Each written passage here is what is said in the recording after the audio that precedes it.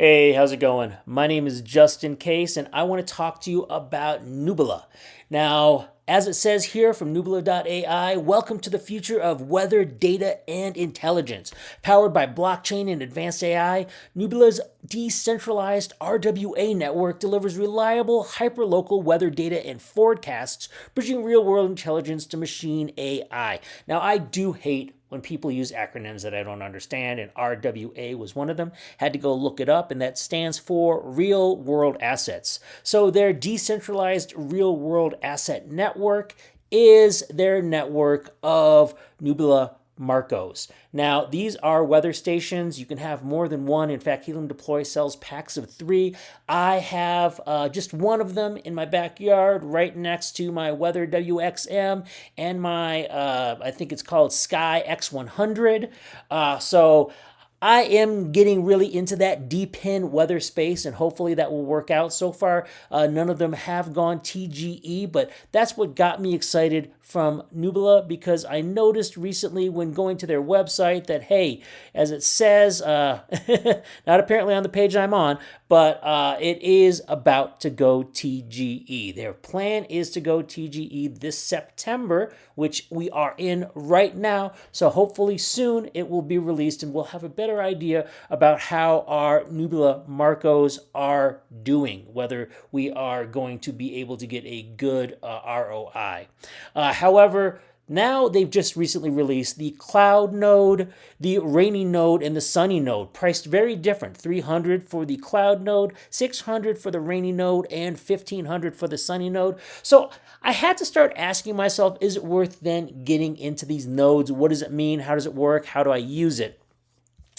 If I go to some place like DePIN Scan, you notice they have quite a number. They show off a number of different kinds of DePIN projects, and you know that I deal with many of these right now, but I don't often get into nodes. I generally like hardware, and it's not really defined that way if you look by category on DePIN Scan. They have things like server versus compute versus AI versus wireless versus sensors. So I kind of want to break it down that way, similar to you, so you can understand where my mindset is. Now, just like the Marcos, those to me are sensors. They get sensor data, and like I said, I have a number of them in my backyard for weather. I also have sensors, let's say, on my roof for GeoNet or WingBits, and I have sensors in my car like HiveMapper or Demo or SoarChain.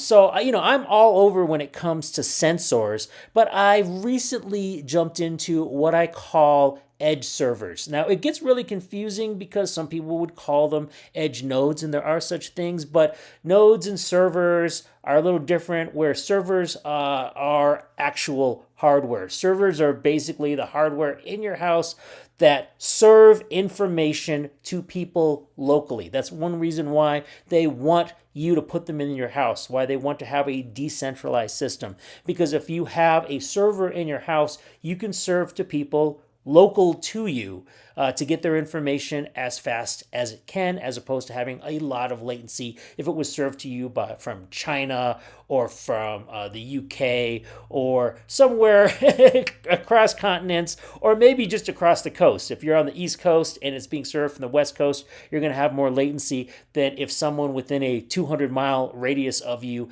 has it in their house and can serve it up quickly. So those edge servers are called that because they're considered on the edge where the users are going to be located. Now, servers can serve data, or they can run computations, create data that way, and then serve up that data. But essentially, to me, they're serving information, so I just like to call them edge servers. Now, nodes are different. Nodes are software, and certainly nodes can be on the edge. You can have software local to people, but it's not always necessary. Depends on the circumstances. So that's what I had to ask myself when it comes to these validator nodes that Nubila is trying to get people to purchase. As it says here, from data to action, the Marco and validator nodes make it all possible. And of course, it says run a Marco or validator node to earn from the rising value of real world weather data. So this is sort of the next step in Nubila's process to get this AI-driven data out there to people. They need validation, and they needed the validation of that data from the Marcos through these validator nodes. So here's one of their nodes here available on Helium Deploy. It is a cloud node. I'm just going to read off what it says here. Running a validator node on Nubila means joining a mission-driven network that rewards participation with passive income and long-term ecosystem value. As a node operator, you help validate real-world ESG data through trusted on-chain mechanisms while earning a share of platform revenue. It's a lightweight, community-powered way to support sustainability and benefits from it. Validator nodes have seen strong market demand. Over 1,600 nodes have already been sold, reflecting growing confidence in Nubila's vision and utility. All right. So it goes on here kind of explaining a few other things, mainly how the rewards are set up. I'm going to talk about that in a second because I don't like them. But I want to get into the nodes themselves. So, wow, it just said like 16,000. Was that it? 16,000? Now I got to go back and check. 16,000 of these, have already been sold. Makes you wonder how many of them are there. Now, I went to their doc information online, and as it says here, for running and delegating these Nubila validator nodes, it says you can either have self-run nodes where you download and install a simple software package to run nodes on low-end hardware, which could mean your home computer, or let's say I have a separate computer that I use to run these, a Mac Mini, or it could be a delegated node, a node as a service, or providers basically run the nodes automatically. I'm not going to try to pronounce these names of these providers, but point being is there's a server farm somewhere and it can run from there. And as it says here, node operators receive node rewards for maintaining the network. Node operators will receive 20% of the total token supply as mining rewards. I believe that's actually now 22.5%, looking at other information here, but let's just say it's around 20%. So they are definitely delegating a good amount of their rewards to people who run these. But is it all equal? And the simple answer is no.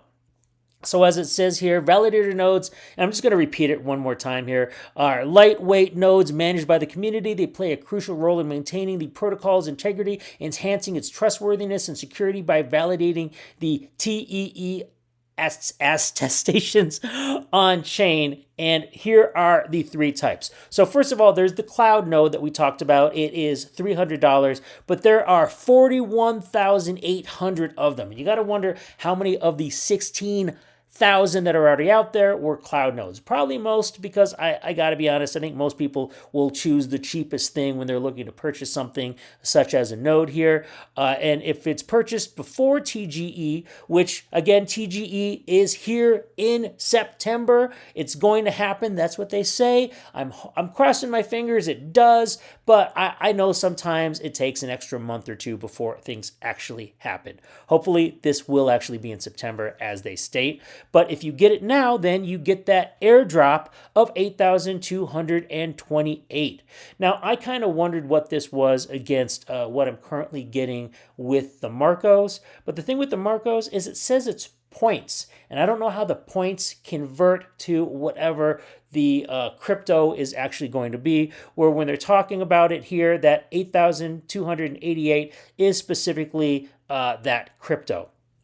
There also is then the Rainy node, which is priced at $600, but there's only 9,600 of those, and you'll get an airdrop of 20,188 of their crypto, whereas the Sunny node is $1,500, but there's only 1,320 of them, so very few of them, and you'll get an airdrop as long as you buy it before TGE of 82,880. So definitely there is a value in buying the higher end nodes in the long run, the Sunny nodes. Now also you get the daily output. You see on a daily output for the cloud node is only 160, where the Sunny node is 10 times that amount. That's a huge difference right there. And then the Rainy node is 366. So a little it's over double, more than double the amount. But you can see it's showing here the outputs also over a period of 1 year versus the accumulative first year output versus the total output per node.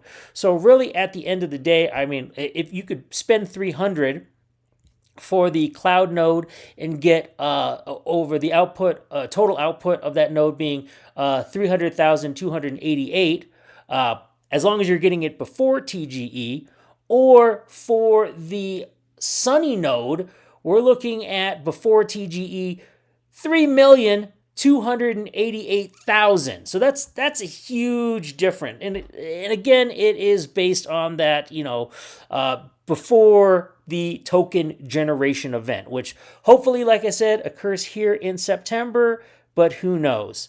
Now, my understanding is, again, these numbers that they're talking about are their newbie, which is their crypto, and there are some additional rules that apply. And these remind me of some other rules that are starting to happen with other DePIN projects. I don't like it, but it seems to be the way of things are happening now. So in other words, over the course of 30 days, while you get 100% of that mining output, you can only withdraw 25% of it, just 25% of it. And if you withdraw more than 25% of it, 37.5% will be destroyed and 37.5% will be returned to the mining pool. And as you can see, this increases over then 60 days. Now you can get 50% out of it. So you've got your 25%. Now you get 50%. Again, they have the early withdrawal distribution issues there. And then at 180 days, so 6 months later, you can actually get your total 100%. Again, I don't like this personally. I'd rather get my 100% immediately. But, this is what they're doing to hold on to a certain amount of their crypto in order to make sure that they keep their value. So if you're interested in doing this, definitely I would take a look at the different nodes that are currently available. Right now, Helium Deploy just had their drop. If you get the $300 one, you could probably use my coupon code just in case to get 10% off of that. But if you're getting either the Rainy node or the Sunny node, anything over $500, I believe that just in case won't apply to it. You could use just in case 2, and that will give you $50 off the total value. But again, I mean, if you really like nodes and want to invest in this, it really looks like the Sunny node will pay off way more than the 2 others. I'm not saying that's the one you should do. You got to figure out what's best for you, what's in your price range, what works well. But these are an interesting option, and hopefully if they release in the next, they go TGE, I should say, in the next few weeks, we'll be able to then get some real numbers and know what the value of these are. Now, I have not purchased one yet. I'm still debating it. Like I said, I've been iffy on nodes. I've seen other companies sell nodes, like Deep is selling nodes to install on their own servers. But I just don't know. I find it like, as we talked about in the beginning, this RWA, real world assets. It's hard for me to feel these are real world assets because I can't touch them. They're not tangible. They don't sit in my house. The server sits in my house. The sensor sits around my house somewhere, maybe in the car, maybe in the backyard, maybe on the roof, but I have it in the house somewhere where this node is either something that's software that's going to run on my computer, or it's most likely going to be in a server farm somewhere else where I access it through the cloud. So it's up to you what you're going to choose. I definitely recommend taking a look at these and decide if they're worth your time. As with anything, being an early adopter is the best opportunity to get the highest amount of rewards. So this is the moment to decide. And I know I sit here wondering myself, but now's the time. And don't forget, if you do get it through Helium, you'll also be able to get, and they don't have it right here at the top. They always have it at the top, right? When I go to Helium's website, you get to have access to their DePIN tracking system. Come on, doesn't it just say? Oh, no, it doesn't say right there. But yes, their DePIN tracking system. I use that on a regular basis. And as you can see right here, I keep track of all my different miners, how they're doing. I often get these notifications from GeoNet saying, you've got some problems because where I've placed it on my roof, I only get 96%. And if anything below 98%, these tracking systems send me warnings. You can feel free. I put it in the description to take a look at my tracker that's public so you can see how my systems are doing. But definitely, it's a great way of monitoring all your different DePIN projects.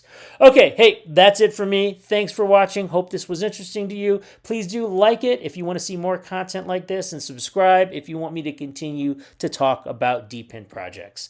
My name is Justin Case, and you have a great day.